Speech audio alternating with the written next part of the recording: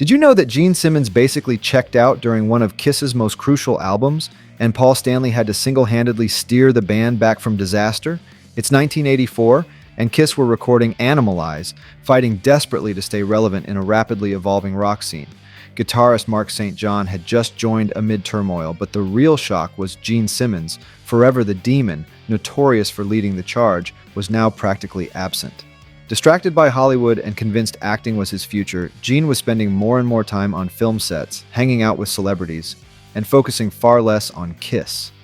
With Gene largely MIA, Paul Stanley found himself alone at the wheel, forced to handle not only songwriting and production responsibilities, but also to keep the group from unraveling. The tensions were exhausting. Stanley later admitted he resented his partner's distance, furious that he was left doing the heavy lifting while Gene chased movie stardom.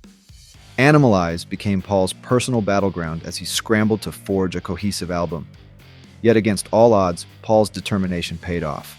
The album not only kept Kiss alive, it spawned the hit single Heaven's on Fire, earning platinum status and putting the group firmly back on the charts. Stanley had rescued Kiss from the brink on sheer willpower alone, proving he could command the band's fate completely solo if needed. Could Kiss have survived the 80s without Paul Stanley stepping up as leader? Would Gene have come back if the band had failed? If you liked this episode of KISStories, don't forget to like, subscribe, and share with a friend. I'd also love to know what you think about this story in the comments.